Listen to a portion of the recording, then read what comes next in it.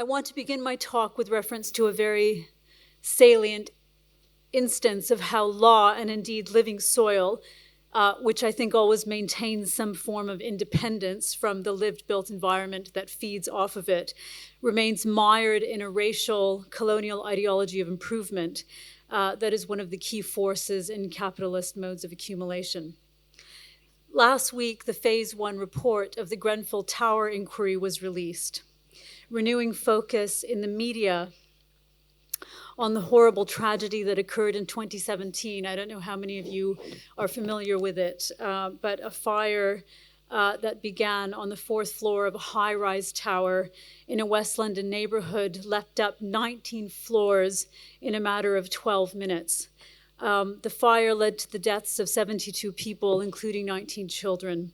The majority of the residents of the tower were social housing tenants, with a small minority being the tenants of private landlords. The fire, as we know from the evidence given in the first phase of the inquiry, was caused by a refurbishment of the building that took place between 2012 and 2016 that rendered the building structurally unsafe. The exterior of the building during this refurbishment was clad in material that was as combustible as petrol. The refurbishment took place in order to improve the tower, which had been built in the 1970s, in a borough where gentrification has led to the greatest inequality in wealth out of any borough in the UK. While the improvement of the tower was meant to address structural problems like heating and damp, it was also noted many times by local residents that the addition of the exterior cladding was meant to improve its aesthetic qualities for the benefit of the tower's extremely wealthy neighbors, the owners of multi-million-pound flats. And indeed, the crown of the building, which was constructed out of flammable materials, which greatly exacerbated the spread of the fire down other sides of the building, was not there for any functional reason, but was there as a kind of architectural flourish or signature. In addition to the loss of life, the homelessness, and the psychic devastation that the fire caused, it also resulted in soil contamination in the area surrounding the tower. Soil samples taken from 140 meters away from the tower, and here this just shows the radius of the toxicity, contain 40 times the typical amount of various carcinogens that can cause asthma, cancer, and a host of other respiratory problems. Flame retardants that are toxic to the nervous system will remain in the soil, the dust, and the particulate matter in the internal and external radius outside of the tower up to a distance of 1.2 kilometers. For the residents of the Lancaster West housing estate, and most particularly for the children who play on its grounds, there is no escape from the long-term devastation wrought by the privatized and financialized real estate market, which governed how the refurbishment was undertaken. This is the slow violence of contamination and debilitation that follows the spectacular tragedy of the fire. Now, the profit motive, evident in the government's privatization of the management of social housing, meant that under the guise of improvement, more than a dozen corporations who undertook the refurbishment were enriched by public funds. With complete disregard for the safety and ultimately the lives of the social housing tenants in the building, the institutional indifference, the racism, the organized abandonment, whatever term we use to grasp this tragedy, it seems the drive to accumulate through dispossession that was the motor force of colonial settlement remains very much with us in the present. The name Grenfell itself carries this history with it. The tower was named after Baron Francis Grenfell, a high-ranking British Army officer who fought in the Anglo-Zulu War of 1879, then the Anglo-Egyptian War, and finally went on to become the Commander-in-Chief of Ireland. Francis was also the grandson of the lesser-known Pascoe Grenfell, a governor of the Royal Exchange Assurance Corporation, which in the 18th century sold policies to insure maritime cargo, including slaves. Grenfell's stint as commander-in-chief in the 19th century in Ireland was preceded, of course, by centuries of British colonial rule. In 1651, William Petty, founder of modern political economy, was sent to Ireland as physician general to the British Army. It is in this colonial laboratory that Petty would conceptualize wealth as a fusion of the value of land with the value of people. Early attempts to measure land with the use of a cadastral survey coincided with the desire to measure the value of the population on the basis of their consumption and productive labor. So, to apologies to the historians in the room, I'm going to now dwell in this earlier moment. Okay, I'll get there in a minute. Okay, well, the concept of improvement as the defining criterion for establishing a legitimate right to property finds its clearest expression in the work of John Locke. The conceptualization of value according to specific ideas of improvement, I think, originates in the work of William Petty. Furthermore, the idea that subjects who do not cultivate their lands for the purpose of market exchange need improvement themselves takes on a racial logic, fusing the rationale for ownership with a racial concept of the proper subject, a process I capture in the term racial regimes of ownership. We see in Petty's work the formulation of a scientific approach to the measurement of the value of land and people. The convergence of medical scientific understandings of the human body and anatomy specifically, with a method of evaluation based on mathematics, produced new forms of valuing land, produce, and people, and in turn justified new and emergent forms of colonial governance. In 17th century colonial Ireland, the value of land and populations were assessed on the basis of their productivity, the value of land measured according to agricultural output, the value of people by their capacity to cultivate the land. And this is a formula that then repeats itself in many different colonial contexts, at least in the context of the British Empire. In Petty's writings, we see the beginnings of what could be termed an early labor theory of value, rendering the value of both land and human life. Let's see if the next slide, yeah, okay, I'll go back to the other one. Rendering the value of both land and human life as equivalences based on the cultivation of land. The subsequent evaluation of both uncultivated land and the people associated with subsistence modes of life as waste is distinctive, however, from the concept of a surplus population as elaborated by Marx. The colonial compulsion to improve the native was not conditioned by the need to create a reserve army of labor. Rather, what is evident is a desire to expel or criminalize populations who are not settled on the land and who do not engage in marketized forms of cultivation. So, to go back to that other slide, the lack of fixity or a nomadic character of populations has long been a basis for their criminalization and expulsion from the body politic. Foucault points to the first economic analyses of delinquency in 18th century France, which identified the vagabond as a criminal element in society who deserved to be stripped of civil status. The 18th century witnesses both the criminalization of groups of people who are not tethered or fixed geographically to regular work, as well as the rise in statistical forms of knowledge aimed at the governance of these populations. Now, while Foucault does not address the colonial context, the criminalization of mobile groups of people found its legal expression both in the colonial context as elsewhere in the crime of trespass. In the aftermath of slavery, the complaint of vagrancy was routinely leveled against people who refused to submit to labor contracts that were designed to entrench their bondage and affix them to plantations under the ruse that they were now freely alienating their labor. Resonances of this colonial history find expression in the contemporary criminalization of squatters in urban spaces and the prohibition of begging on the street, or even engaging in forms of commerce that are mobile, unfixed, and considered contraband.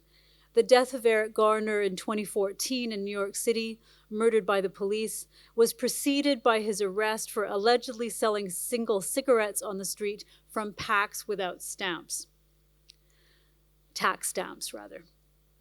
But coming back to land, First Nations who, prior to the arrival of settlers, engaged in mobile and seasonal forms of cultivation and labor, were rendered as inherently inferior, demonstrably lacking the norms of propriety required for full civil legal status. The Irish were viewed from the beginnings of colonial settlement in the 17th century as somewhat less than human on account of the lack of permanence that characterized the dwellings of laborers.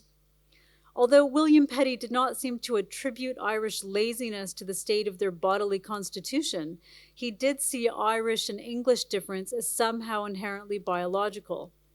His solution for quelling Irish rebellion involved the intermarriage of English women and Irish men, and Irish women to English men, who would raise their children to be English-speaking, and the whole economy of the family would be English.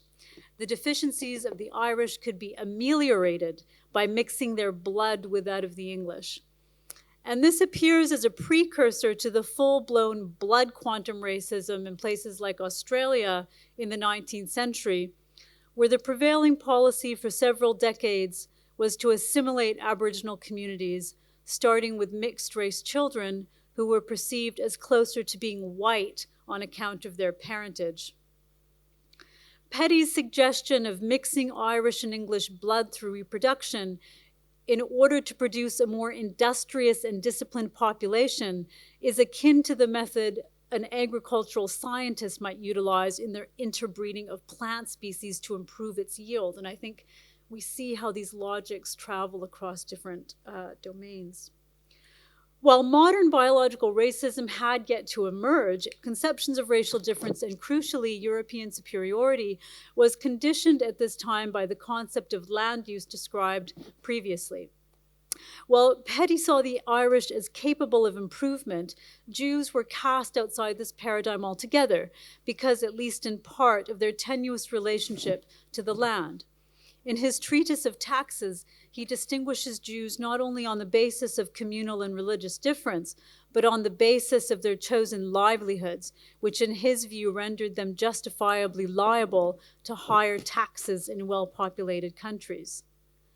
The anti-Semitic trope of the wandering Jew that was all too familiar by the 17th and 18th centuries colors Petty's assessment of Jews in Europe. Avoiding tax by not participating in the general economy, with no attachment to land, Jews were cast outside the bounds of legibility within the primary economy of landowners and laborers. The figure of the Jew is rendered in ways reminiscent of Foucault's vagabond, as one who deserves to be stripped of her civil status and political rights due to her apparent lack of geographical fixity. It is also this form of anti-Semitism that arguably informs early Zionist emphases on laboring the land as key to the redemption of the Jewish people in Palestine. In the 19th century, the racial difference of First Nations encountered by the British is cast in civilizational terms. And finally, in the 20th and 21st centuries, race appears primarily as a discourse of cultural difference, not only in relation to First Nations, but with other racialized communities too. But whether the concept of racial difference is based in biology or culture, I argue that the racial subject of modernity is defined as a proper person on the basis of his or her capacity to appropriate, both on the level of interiority and exteriority. Any use of property that does not bear the hallmarks of individual ownership is deemed to be inferior, less valuable, available for appropriation. This logic of possessive individualism carries on very much into the present and, of course, spreads its tentacles far beyond actual relations of ownership. The imperative to quantify and measure value, created an ideological juggernaut that defined people and land as unproductive in relation to agricultural production and deemed them to be waste and in need of improvement. The creation of an epistemological framework where people came to be valued as economic units set the ground for a fusing together of ownership and subjectivity in a way that had devastating consequences for entire populations who didn't cultivate their lands for the purposes of commercial trade and marketized exchange. These populations were by definition uncivilized and could be disposed of, cast outside the borders of political citizenship. The brutal displacement and dispossession of thousands of Irish that preceded the displacement of Indigenous peoples in Canada, Australia, South Africa, Algeria, Palestine, and elsewhere from their lands, based on the political arithmetic of Petty and those influenced by his work, such as Locke and Adam Smith, is testament to the violence engendered by methods of measurement and quantification and conceptualizations of value defined primarily by economic productivity and individual ownership. Now, by way of conclusion, I want to turn back to the present. Oh, see, I always, yeah, okay. Specific models of capitalist investment in the age of financialization colonize urban spaces on a global scale, much like the structural adjustment programs of the World Bank imposed on the Third World from the 1970s onwards, whose echoes now haunt austerity-racked Europe. This colonization through the use of a specific model of financialized real estate markets is imposed even where existing modes of use would, on the face of it, satisfy long-established Lockean notions of improvement and productivity. So the need for a spatial fix, to draw on David Harvey's term, to make use of an overaccumulation of capital overrides a mode of productive use and improvement that no longer serves the objectives of the overseers of financial capitalism. So we have this peculiar, contemporary moment where the ideology of possessive individualism is still very much with us, but where the needs of a very financialized capitalism means that when it comes to things like real estate investment, we see the colonization of urban spaces and the buying up, the decanting, displacement of people from urban spaces, even where they are using and improving the land in that older sense, in that Lockean sense. We can think of, small business owners who are, displaced, or other subjects who, according to that other logic, fit a kind of Lockean mode. Now, even though, as we know, the fundaments of property and contract law are necessary to its operation, racial capitalism requires a certain recombinant approach to its modes of extraction and appropriation, something that I explore quite a lot in the book, that things that are considered to be sort of pre-modern rationales for ownership are often used in a recombinant way with more contemporary rationales for ownership. Which is the same, which is completely enwrapped with, older logics of racial difference being combined with newer ones, whether it's biological notions of racism or cultural notions of racism. So I use the term recombinant to describe the way that this works. Now, we find ourselves in a moment where the ideology of possessive individualism, as I was saying a moment ago, exists alongside the entrepreneurial subject of competition, who is apparently deterritorialized and unbordered. But as we know from some of the colonial histories recounted here, that land made into property retains a distinctive place in contemporary forms of neoliberal capitalism. We also know how important land remains in neoliberal extractivist economies like that of the UK. To return to the scene of Grenfell, it is telling that even in the aftermath of such a tragic loss of life, the Tory-dominated council has at every turn tried to stop attempts by groups of people in the community to gain control over spaces where they can organize autonomously. This image is an image of Theresa May, the prime minister who preceded the current disaster. And she was also a disaster. Yeah, I don't know if I wouldn't say she's a lesser evil. I'd say she's a different evil. Sorry, this is being recorded. Okay, so this is an image of Theresa May going to the site of Grenfell Tower after the fire, right in the aftermath of the fire. And she arrives and stays completely encircled by police protection. So she didn't, this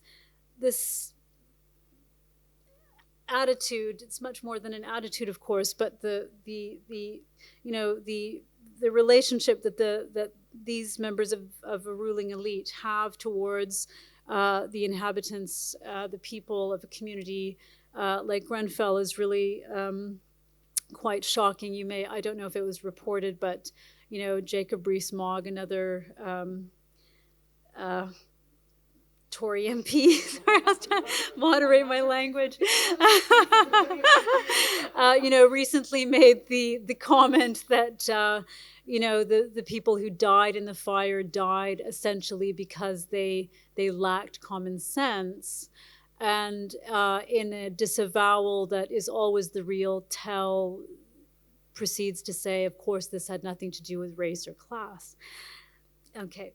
Now, the fight to reappropriate land in urban space, and I can give some examples of this particular community in the Q&A after if people are interested in talking about it. Even in its most fragmented, financialized, and provisional forms, continues as it has always done. And I appreciated very much Philip's comment about, in his introduction, about how part of our investigations here require us to collectively develop a consciousness that enables us to see acts of resistance and modes of resistance that don't always adhere to the kinds of political forms that we are most used to recognizing as legible forms of resistance. So I'll leave it there. Thank you very much.